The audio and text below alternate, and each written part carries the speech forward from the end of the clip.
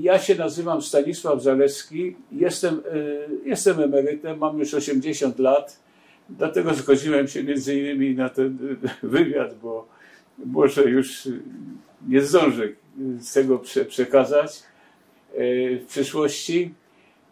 Mój ojciec był przed wojną sędzią sądu okręgowego, ale moja mama pochodziła ze Starachowic, jego żona, moja mama, i w czasie wojny ojciec był adwokatem w Staszowie. I z tym się praktycznie wiąże cała historia. Mieszkał w domu dosyć takiego obrotnego, jeżeli chodzi o interesy, Żyda Hilla Najmana. To już mówię w polskiej pisowni. Zresztą taką zachował. Hill przez CH. Hill Neumann. On miał żonę i miał 4 córki. I ta najmłodsza dziewczynka, Rina, to ona właśnie jest tą bohaterką uratowania całego tego przebiegu. Potem chciałem powiedzieć o moich dziadkach z Opatowa. To jest Stanisław Steciński, który był powiatowym lekarzem weterynarii przez wiele lat przed wojną, w czasie wojny i po wojnie drugiej.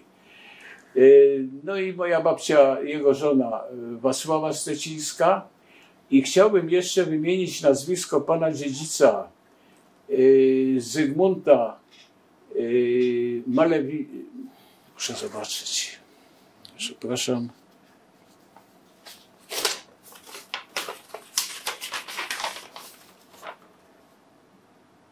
Markiewicza, dziedzica z Jałowiec. To jest 4 kilometry od Opatowa, no, w stronę Łagowa, w stronę zachodnią. I chciałem jeszcze dodać osobę ciotki mojego ojca, siostry matki, Jadwiga Rychlińska, która tu w Warszawie na ulicy Chmielnej 64 miała taki sklep z sukniami. Ten dom już nie istnieje i ten kawałek Chmielnej już nie istnieje. To jest ten kawałek Chmielnej przy Pałacu Kultury i Nauki od strony Alei Jerozolimskich.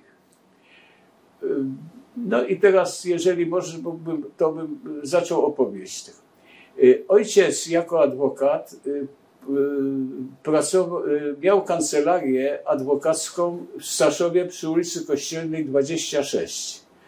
W tej kancelarii, tą kancelarię wynajął mu właśnie ten Żyd Hill Neumann. Stąd się znali. Ulica Kościelna to jest między rynkiem w Staszowie a kościołem świętego Bartłomieja. To taka dosyć znana ulica. Hill Neumann był takim obrotnym człowiekiem, bo mam dokumenty tutaj, że udzielał pożyczki. Nawet mam akt notarialny, gdzie udzielił pożyczkę małżeństwu polskiemu z Podlipnika, to jest miejscowość między Opatowem a Sandomierzem, na 16 000 złotych. To było no, ogromną sumą przed wojną. Te dokumenty przekazał mojemu ojcu i weksle, które od swoich dłużników, żeby ojciec coś z tym zrobił po wojnie, bo w czasie wojny już to było wszystko nieważne. Nie można się było tym posługiwać, a po wojnie też już w zasadzie nie było możliwości, żeby to tego. Ale jako pamiątka została i wcześniej czy później przekażę to tutaj do Muzeum Poli.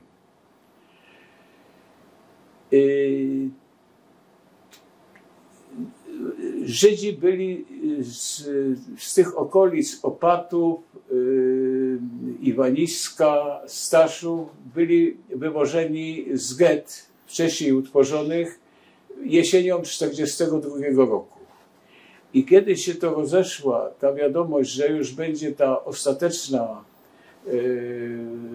kwestia niemiecka zrealizowana, to Hill-Najman poprosił mojego żyna. On mówi tak, z nami to, z tymi starszymi dziećmi, ze mną, z żoną, nie wiadomo co będzie. No, czuli, że będzie taki los, jaki tam się mogli spodziewać. Ale żeby uratować tę najmłodszą dziewczynkę, która wtedy miała około 12 lat. Ojciec mój, no trzeba było ją wywieźć ze Staszowa przede wszystkim. Tym bardziej, że już jak Rina przyjeżdżała tutaj do swoim dzieciom czy wnuczkom pokazać tutaj te strony, w których się przebywała w Polsce, to będąc po raz kolejny w Staszowie, koniecznie pojechała do Połańska. To jest tak, to tam, gdzie Kościuszko Uniwersal podpisał. To jest podstęp.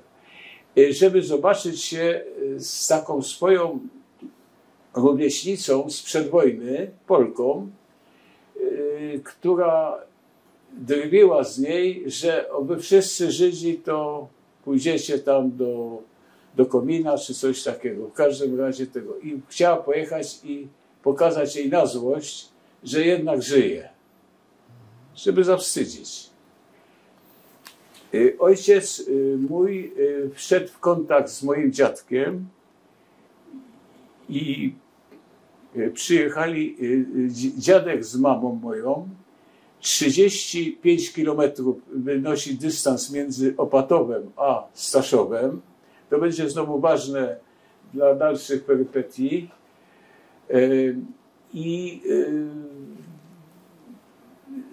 Odprowadził tą dziewczynkę do takiego pagórka, na którym jest kapliczka w stronę wyjazdu do Opatowa, ze Staszowa. Dziadek z mamą odebrali tą dziewczynkę i zawieźli nie do swojego domu, na ulicę do Opatowa, na ulicę Kościuszki 30, w pobliżu klasztoru, obecnego klasztoru Bernardynów. Tylko do pana dziedzica Markiewicza do Jałowiec.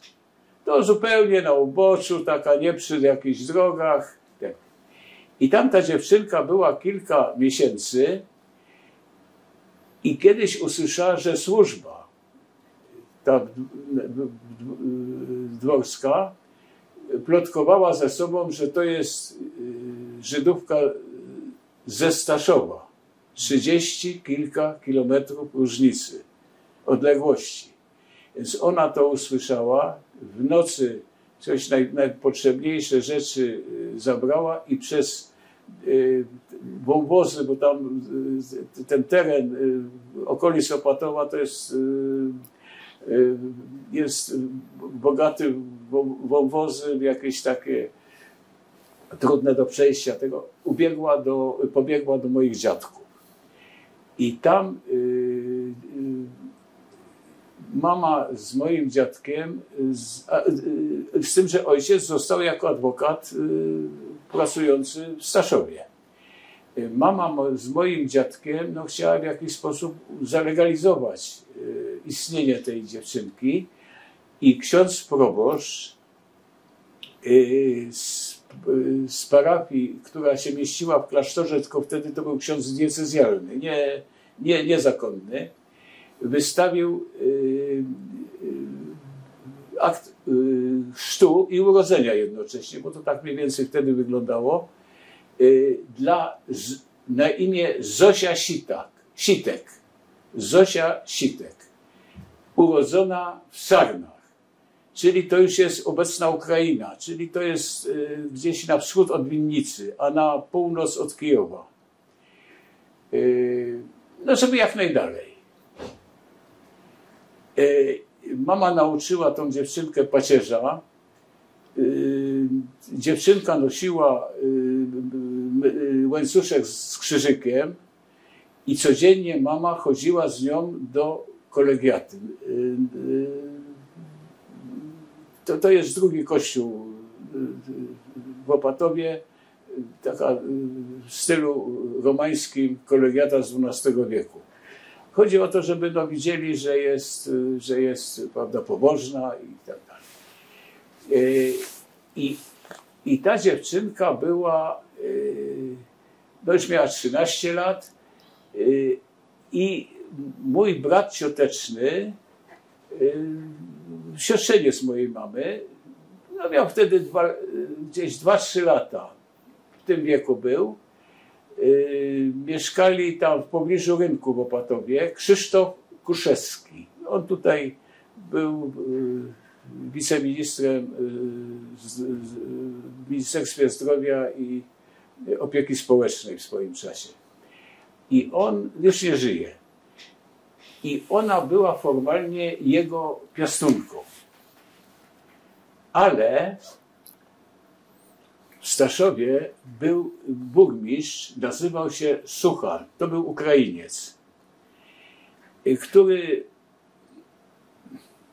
taki właściwie dwulicową postawę wobec Żydów wykazywał. Pobierał od nich bardzo sowite łapówki za jakieś tam pozwolenia, za uprzedzenia. Najczęściej się nie wywiązywał z tego. To wiem z książki, z takiej księgi pamięci, która jest w bibliotece nad Łomackiem. To są księgi pamięci danych miejscowości, między innymi Staszowa. I Opatowa to nie, znaczy z tym, że to jest w języku polskim, przetłumaczone. I tam właśnie o tym Suchanie jest. I ten Suchan wezwał mojego ojca, Ukrainiec, i powiedział, że tutaj ludzie mówią w Staszowie, że u pana dziadku, teściu, jest dziecko żydowskie. 30 parę kilometrów trzeba było, musiał do nas przejść. Między Polakami, bo między Niemcami, no to by od razu to byłoby, powiedzmy, albo pod ścianę, albo do obozu. I ojciec się wytłumaczył u tego burmistrza, że to jest nieporozumienie, tak, i mój teść jest takim poważnym obywatelem, przestrzega zarządzenia władz, nigdy by na to sobie nie pozwolił. No i ten jakoś przyjął to do wiadomości. Nie przekazał tego już tym władzom policyjnym niemieckim. Ale trzeba było tą dziewczynkę wywieźć. Moja mama była wtedy w ciąży ze mną. To już mógł być gdzieś tak 43 rok. Trudno mi powiedzieć o jakiej porze. I mama z tą dziewczynką i z maszyną do pisania, bo to już było wszystko jedno, co tam zrobić, wyjechała do Warszawy, do ciotki ojca, do Jadwigi Rychlińskiej. Tutaj na ulicę Chmielną 64. I ta dziewczynka była w Warszawie. No, że już tutaj to już te plotki, powiedzmy, z tych okolic Opatowa, Staszowa nie dotrą. I ta dziewczynka chodziła, ciotka dawała jej kartki, stawała tam przed sklepami, w kolejkach, czekała tam na jakiś chleb, czy tam jakieś tam inne artykuły. I w pewnym momencie podchodzi do niej granatowy policjant, Polak, i mówi: skąd ty jesteś? A ona mówi: z Sarn. A ja też jestem z Sarn. Znasz tego, znasz tamtego? I ona z tej rozmowy uciekła. I powiedziała już ciotce Jadwidze, że już więcej do żadnej kolejki nie pójdzie. Jak wybuchło powstanie warszawskie, obie jakoś to powstanie przeżyły w Warszawie. I po powstaniu, jak było wypędzanie ludności cywilnej z Warszawy, one obie przeszły przez obóz w Pruszkowie, ale jakoś się stamtąd wydostały i pojechały do Częstochowy. Ciotka Jadwiga była urodzona w Częstochowie, tam miała znajomych, rodzinę, znaczy trochę dalszą już, bo sama była niezamężna, bezdzietna. A przepraszam, pana mama wróciła do Opatowa, do Opatowa, tak. Znaczy ze mną, tak. Tak. I I potem, ja już będę teraz może operował słowem nie Ryna, tylko Zosia, tak jak myśmy potocznie mówili, kierując się tą metryką nieszczęsną, a w zasadzie taką, która no, przez dłuższy czas ratowała ją.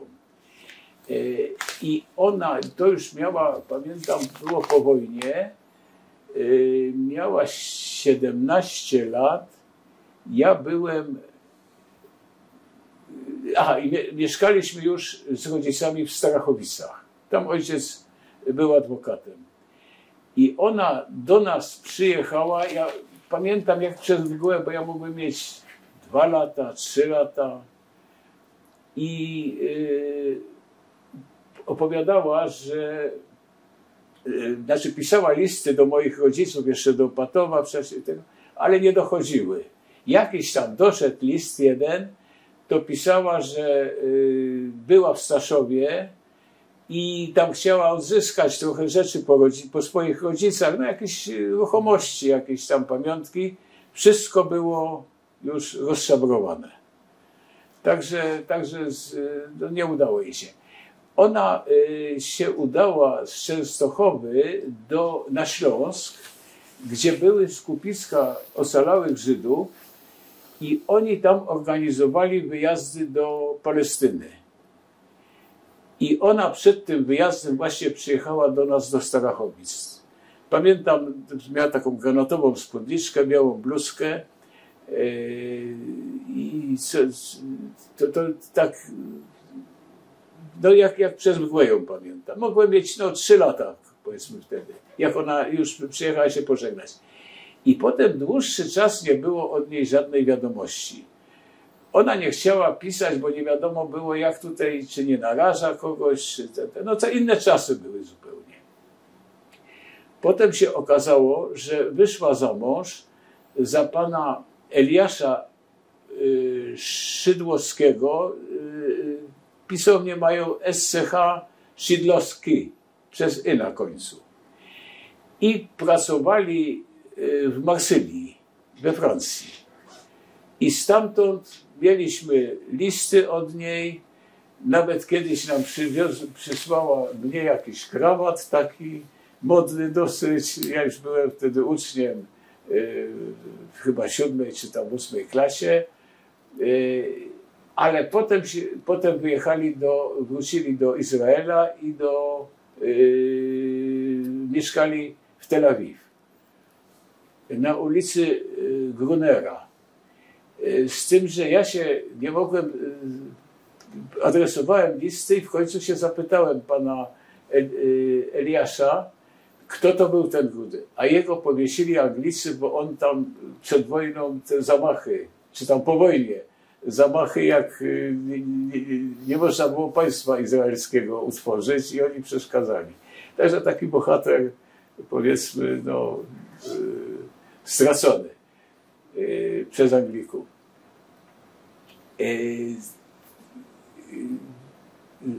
Zosia ma 2 dzieci, ja mówię w czasie teraźniejszym, bo oni żyją.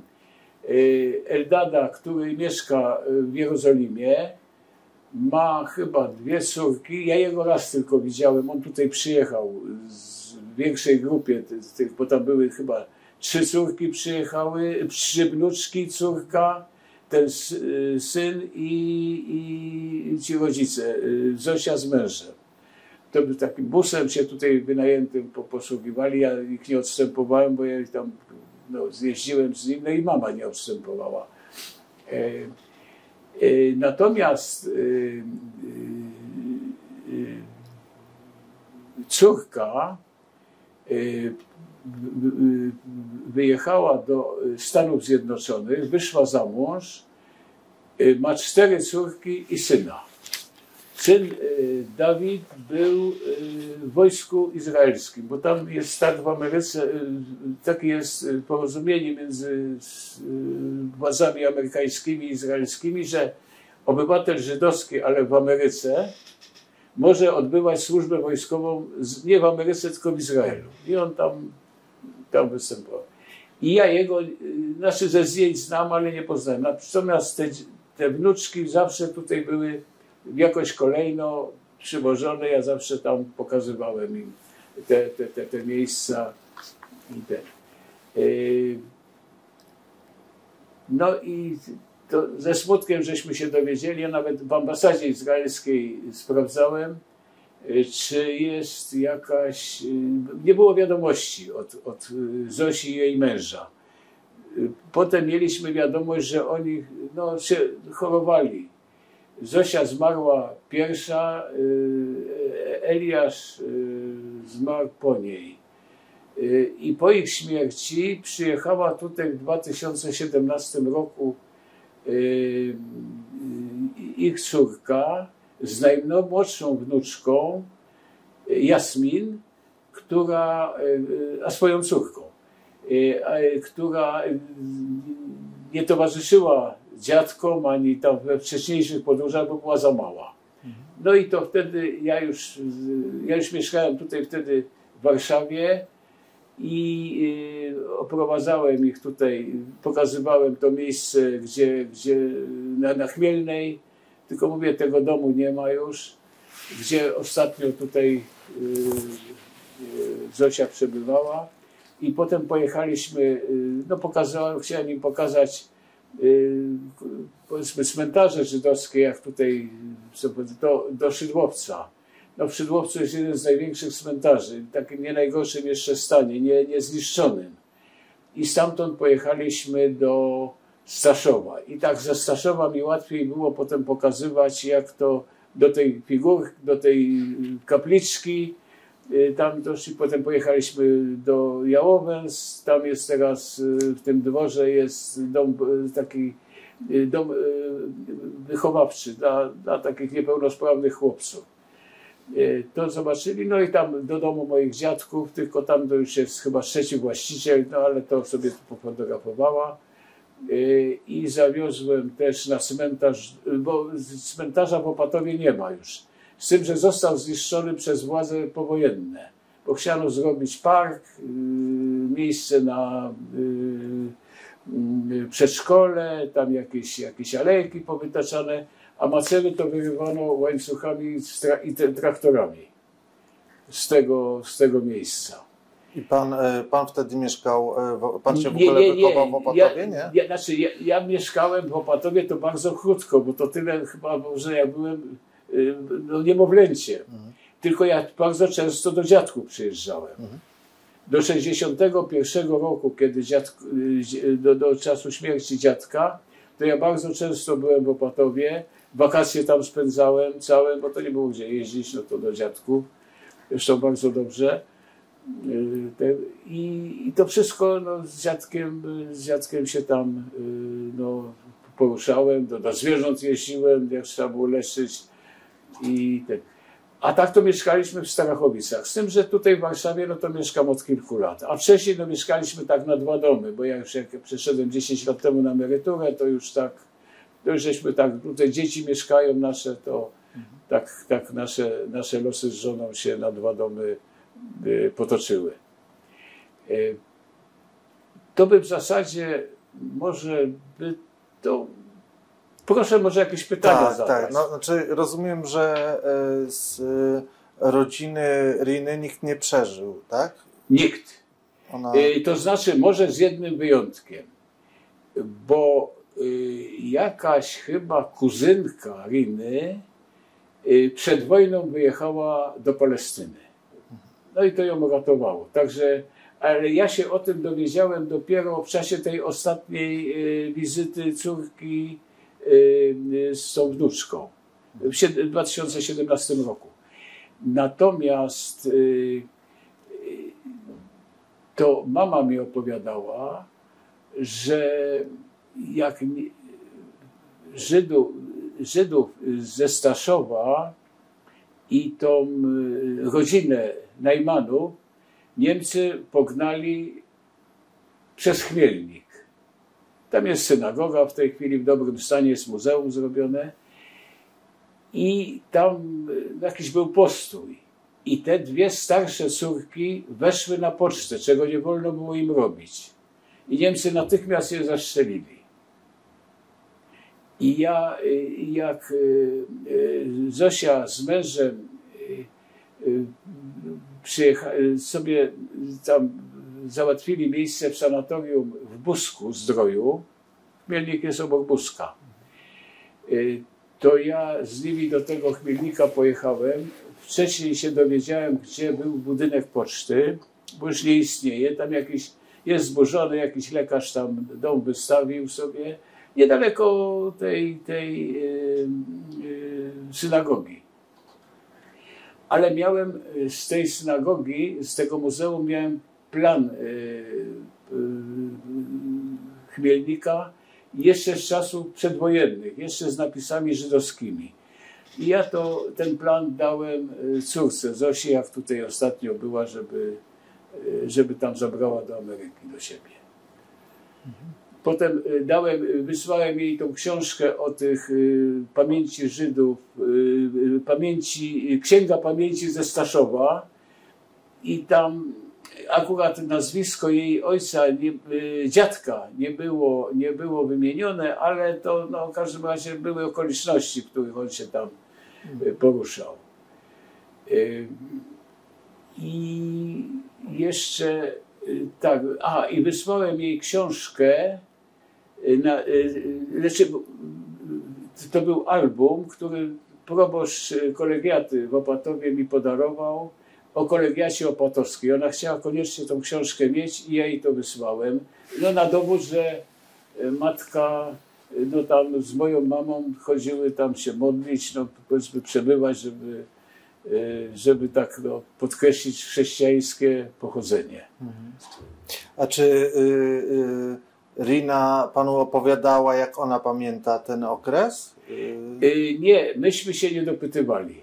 Nie przeżyć żadnych nic takiego, tylko pokazywaliśmy to tak w milczeniu, że to jest to. Natomiast nie chcieliśmy żadnych takich wyznań, powiedzmy, jak ona to przeżywała, jak to było jasne, bo chodziło o to, żeby nie stwarzać jej tutaj i tak była w jakiejś traumie, nie powiększać tej traumy.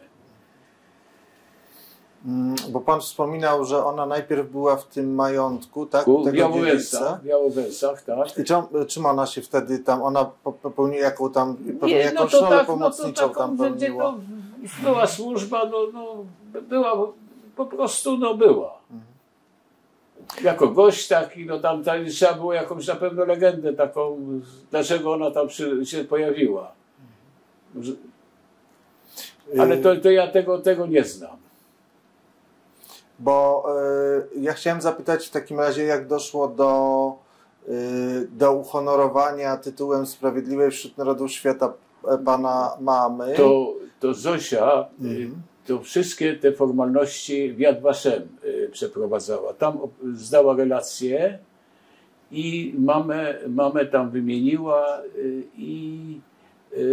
no i mama tutaj w 1987 roku to jest w tej chwili Urząd do Spraw Kombatantów. Tam było wręczenie w Alejach Ujazdowskich. To dostała, no i to bardzo, bardzo była taka szczęśliwa. No, należała do stowarzyszenia tych sprawiedliwych wśród, znaczy polskich. Tutaj w Warszawie. No i tak dostawaliśmy. No, mieliśmy masę tej korespondencji. Tutaj, ja chciałem jeszcze pokazać, to jest książeczka ubezpieczeniowa, ale to nie ma związku bezpośrednio z Zosią, tylko tu jest ta Warszawa Chmielna 64. To może pan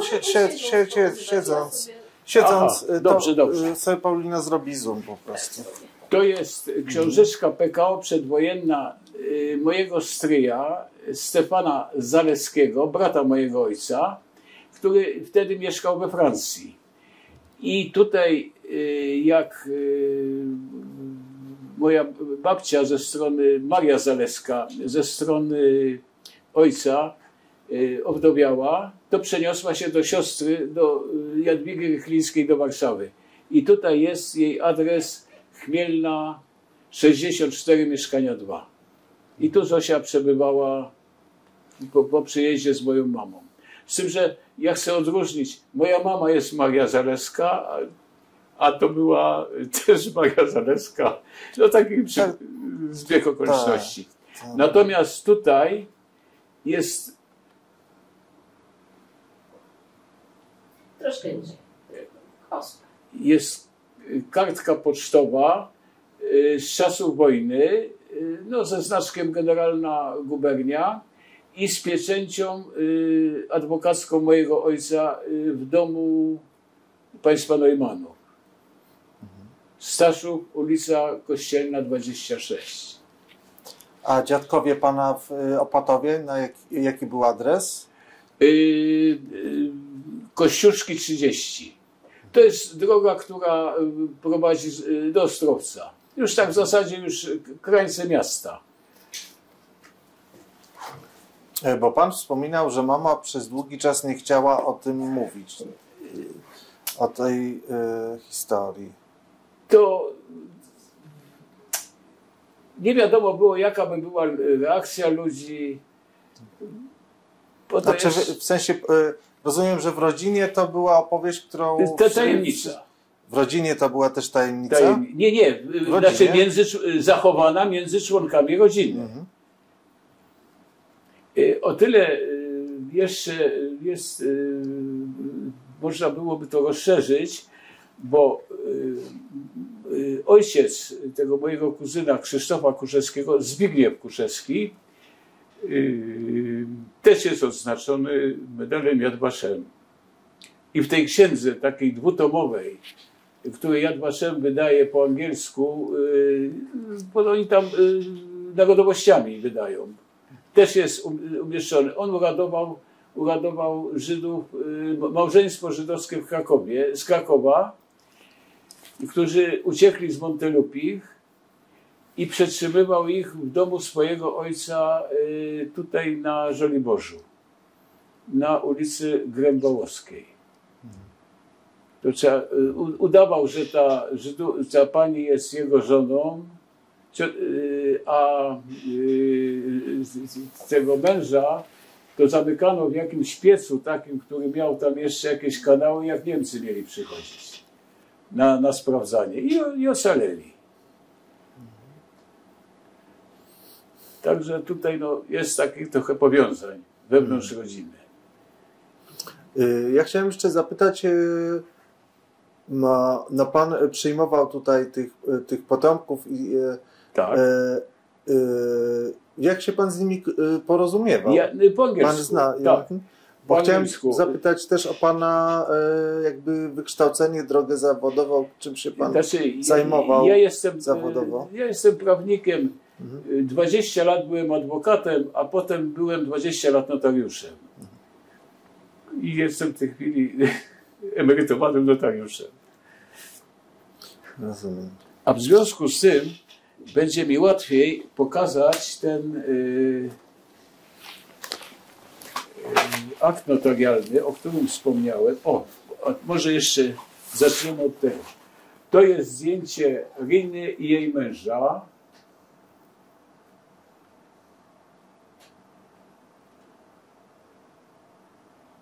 O sprzecznej takiej jeszcze ich młodości, a konkretnie z 51 roku. No to wygląda jak ślubne zdjęcie. No prawie, że, no można by powiedzieć, że tak. I może dedykacja tutaj z tyłu.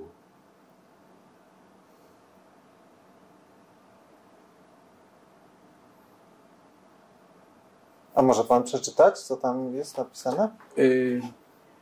Moim najdroższym i niezapomnianym opiekunom wasza kochająca was Zosia i jej mąż.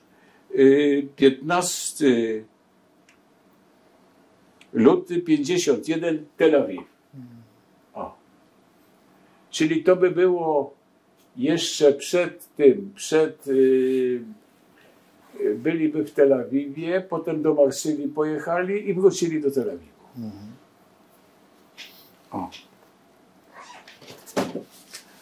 A to jest list, gdzie Zosia napisała do rodziców tam do Patowa, tylko no rodzice już wtedy byli w Strachowicach, ale dziadkowie to przekazali. Z którego roku to jest list? Ja nie wiem, wątpię, żeby to coś się, zaraz, a tutaj ten list jest w ogóle? A nie. No. Ale to jest w tym, a nie, jest tam, widzę, że jest. Nie. Jest. Jest, o, tu będzie, tak. Ale jest 14 marca, ale który rok, to nie ma roku. Nie. Tak? Przepraszam najmocniej. Nie. 14 marca. 16 marca. Tak, nie ma. I ale to jest pisane zaraz po wojnie, prawda? Tak, to już jest po wojnie. Właśnie tutaj napisała, że nareszcie jestem już w Staszowie po długiej tam podróży, bo to tam ileś jechała. I tutaj opisuje, że właśnie tam no, chciała te rzeczy sobie zabrać. A możemy spróbować to przeczytać? Czy to będzie zbyt duży kłopot? Nie, to znaczy już muszę wziąć okulary.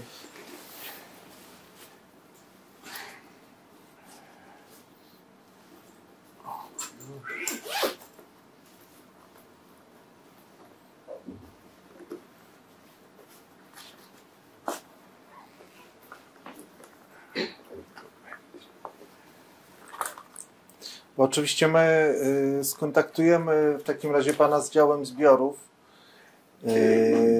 Tak, ja to wcześniej czy później przekażę, tylko tak jeszcze chcę. Jasne. Chcę to mieć. O. Bo to niesamowity list, no jak rozumiem ona...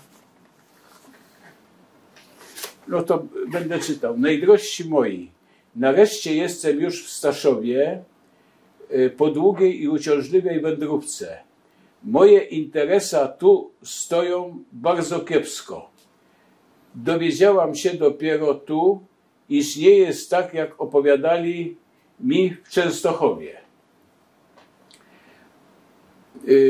Po prostu Żydzi nie mają takiej władzy, o jakiej mnie mówili, i Polacy robią to, co im się żywnie podoba. U Lemiszewskiej odebrałam trochę bielizny, firanek i kap, żółtą materię zasłonową i kieliszki. A co do reszty,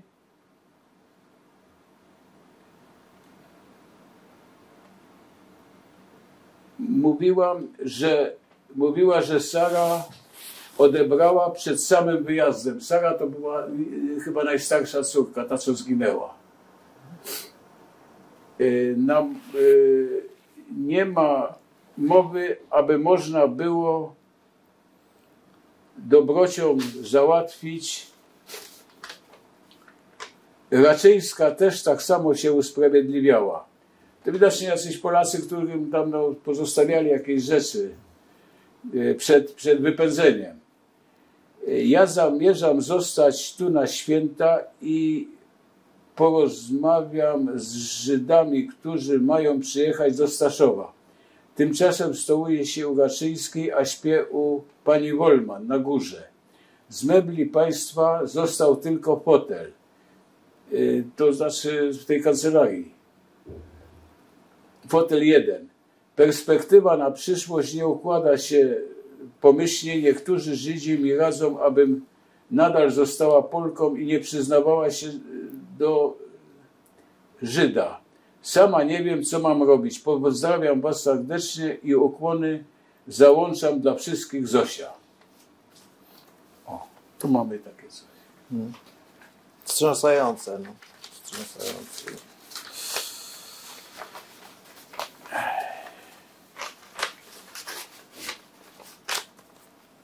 O, i tutaj włożę to.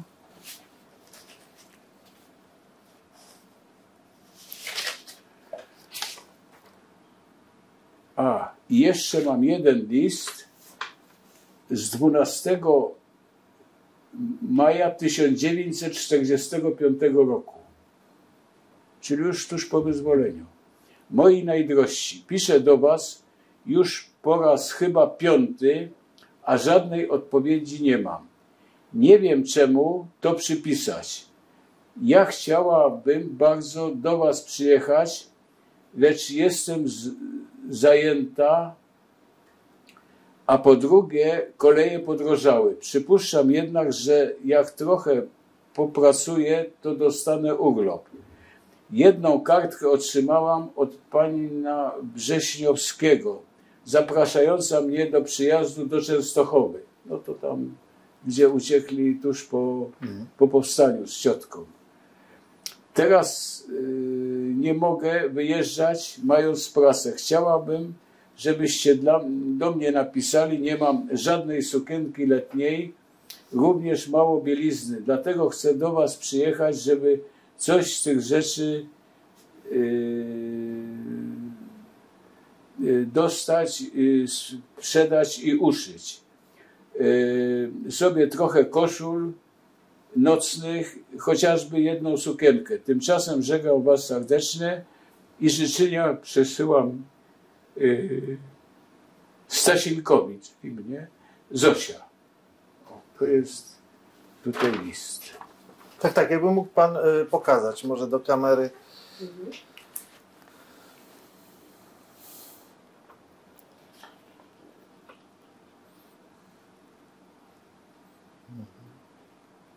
Tak, i podpisuje się Zosia. Zosia, tak.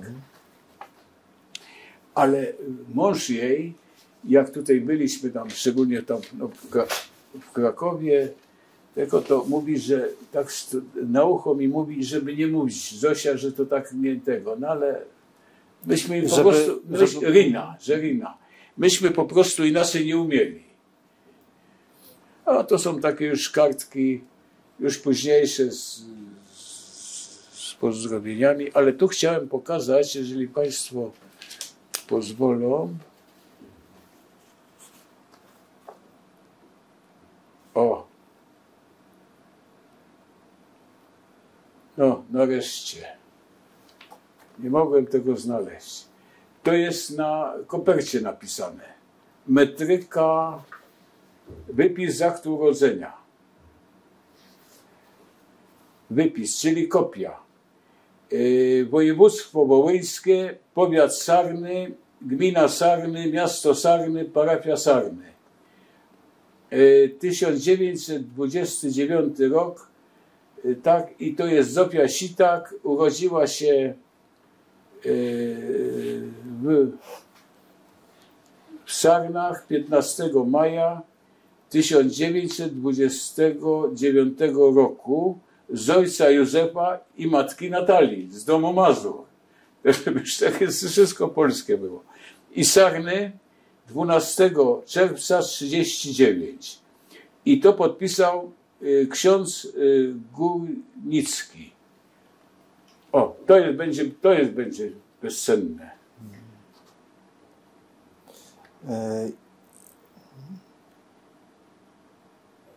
Znaczy to chyba jest podklejone tą kopertą, czy to jest, no tak. Chyba, że jakoś podklejone, żeby się nie... Podklejona chyba, tak. I to jest, tutaj jest jakaś pieczęć? Tam, nie, tak? Tylko... No, tu jest okrągła taka tak. Pieczęć. To właśnie nie, przepraszam, była pieczęć. Jest pieczęć. Tak, no właśnie. Z tym, że to jest traktowane nie jako nowatek, tylko jako odpis. No i ksiądz osobiście to proboszcz podpisał.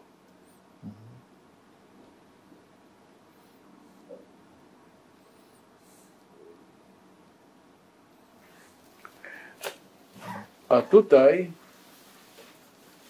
to by było chyba...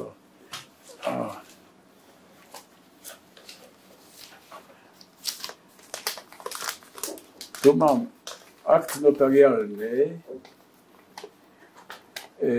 spisany przed panem notariuszem Władysławem Roguskim w Radomiu, gdzie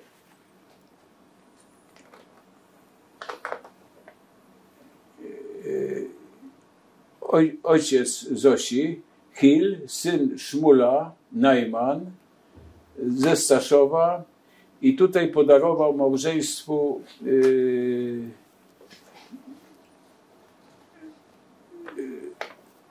Raczyński, zaraz.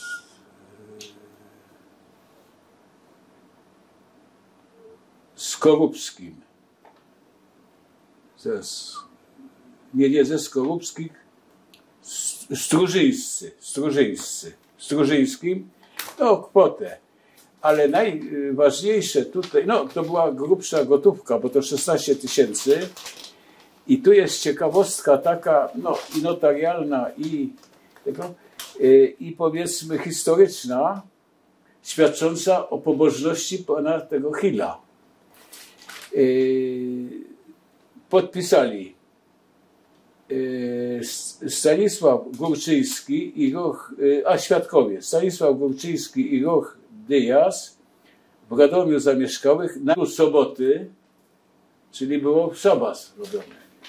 Aktu nie podpisał, lecz położył na akcie odcisk tuszowy dużego palca prawej ręki, obok którego świadek Górczyński wypisał imię i nazwisko tegoż Najmana. Oto tak się robi. I tu jest ten ślad przyłożony? Słucham? Tu jest ten ślad? Nie, to znaczy to jest wypis aktu. A, to jest wypis. A to się wszystko robi na oryginale. No tak, no nie mógł się podpisać. Nie, bo była sobota. Nie mógł czynności takiej no, fizycznej wykonać, ale palec mógł przyłożyć. Bo normalnie to się robi, jak ktoś na przykład nie umie pisać i czytać, albo nie umie, nie ma władzy w rękach. Nie może tego. No to po prostu odcisk palca przykłada i ktoś ze świadków wypisuje jego imię i nazwisko i sam się podpisuje. Taka jest współczesna czynność notarialna, tak polega, ale to jest to samo było wtedy, przed wojną. Niesamowity dokument, no absolutnie. I tutaj mam jeszcze część weksli.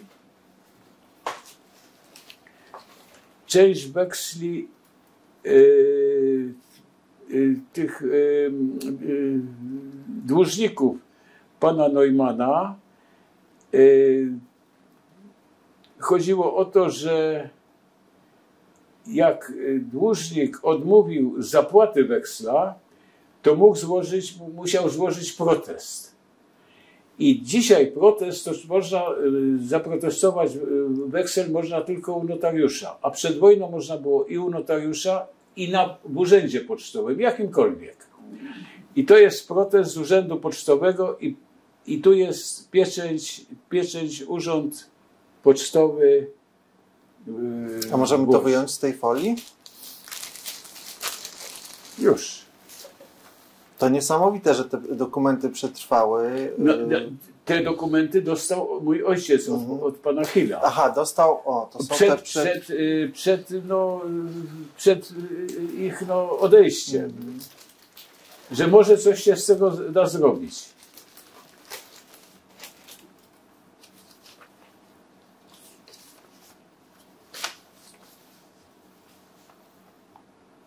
O.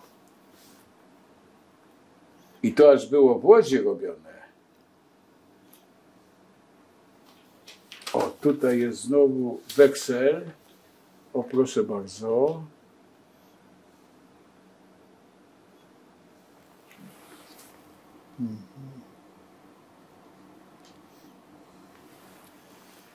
Tak, 38 rok.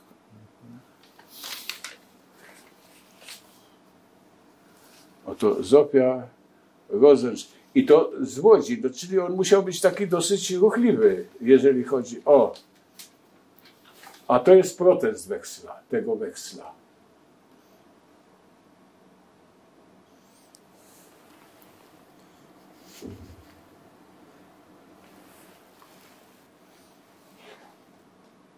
Czyli protest jest wtedy, kiedy ktoś nie chce. Nie chciał zapłacić z weksla. To musiał.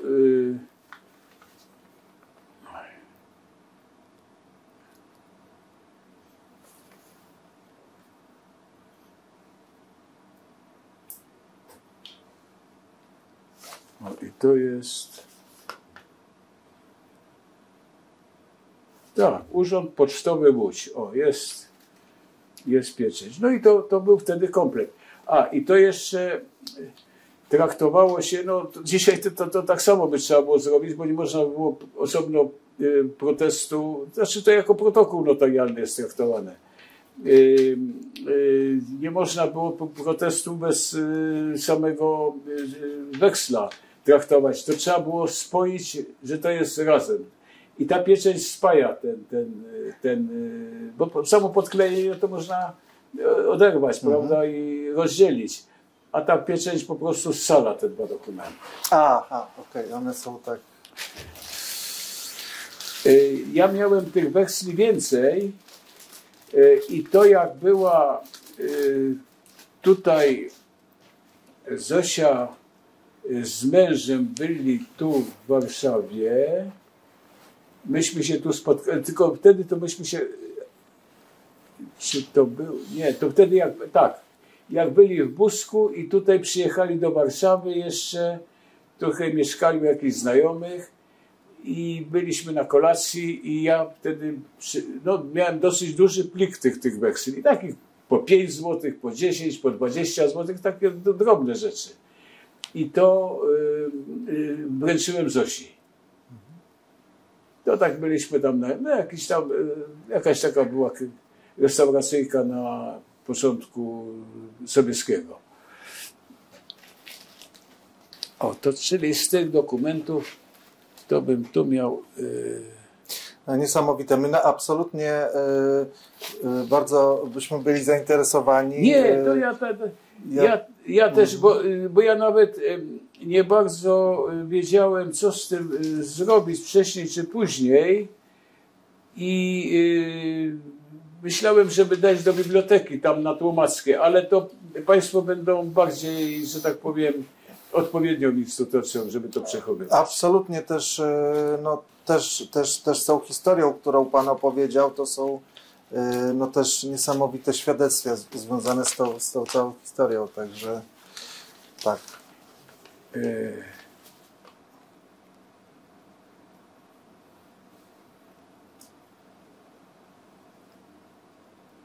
O, tu mam jeszcze wyroki.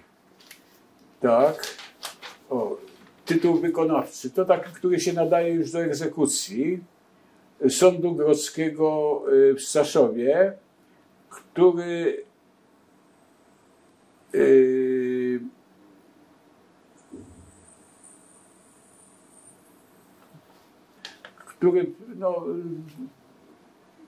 nadaje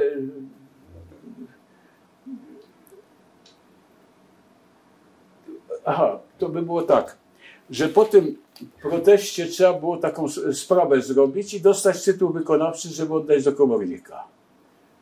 Tylko musiał być weksel zaprotestowany przez wierzyciela. No i to właśnie jest, nie z tej sprawy, tylko z innej, bo widzę, że inne nazwiska są, ale to jest sędzia Mieczysław Otwinowski, Sąd Grodzki w Staszowie w 1934 roku. I tu mam jeszcze też coś, a to już jest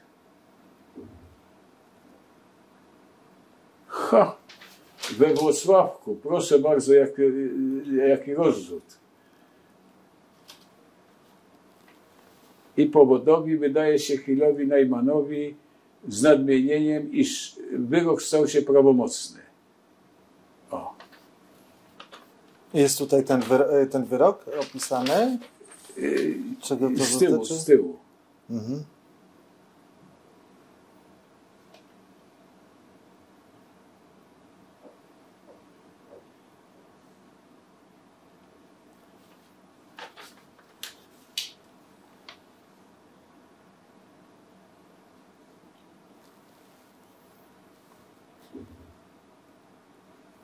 Ale dlaczego to aż było we Włocławku, jak powód zamieszkały w Staszowie, przeciwko Nachmie Batmanowi, zamieszkałemu też w Staszowie. No, ale widocznie jakoś tak mogło być. O, to tak trzymam w jednej teczce, żeby to wszystko było tutaj. Co by... Aha, i chciałem jeszcze, jeżeli mogę dokończyć. O, tutaj zaraz mechaniczne cały.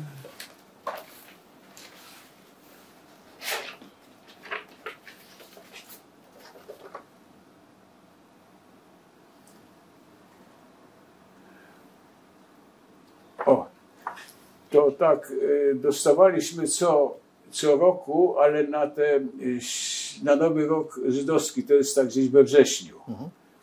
Dostawaliśmy kartki i tutaj jest, tu są ci Juwalowie, tu jest ta córka Edith, jej mąż, bardzo taki rzutki biznesmen, no i te cztery córki i ten tutaj koło ojca syn Dawid.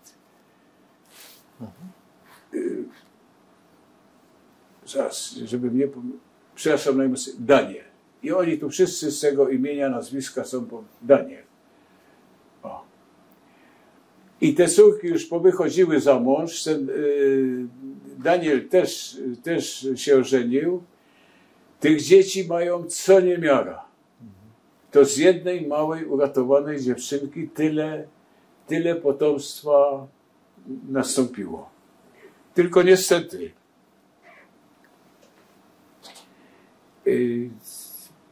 chciałem podkreślić, że po to, żeby uratować jedną osobę żydowską, to jedna osoba tego nie miała możliwości. Musiała być grupa ludzi,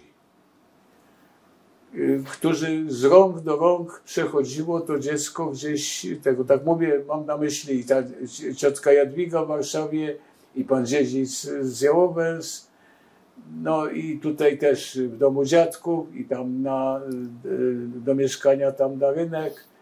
Także to taka była po prostu konieczność.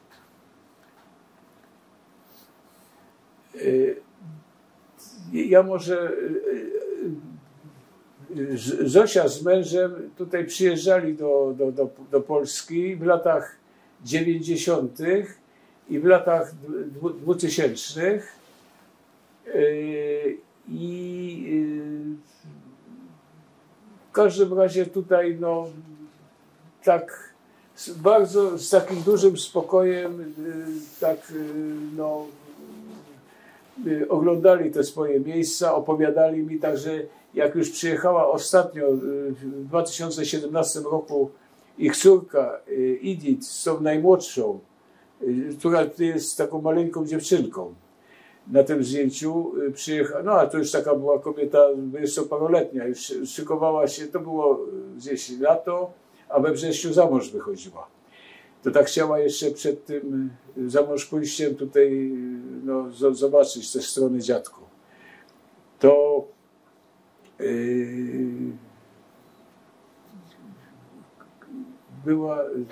to w każdym razie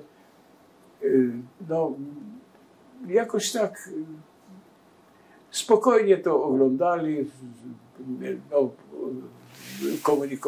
opisywali szczegóły jeszcze, na przykład pan zaraz to będzie mąż Zosi tam na tej ulicy Kościelnej pokazywał, gdzie ojciec Zosi, jego teść, miał jakiś tam skład taki z produktami spożywczymi. Takie szczególiki. Z tym, że jak odwiedzali teraz ten swój dom w Staszowie, to tam Polacy mieszkają, rodzina taka, w każdym razie nie robili żadnych nigdy problemów, żeby wpuścić, udostępnić, wejść na ten dziedziniec za tym domem.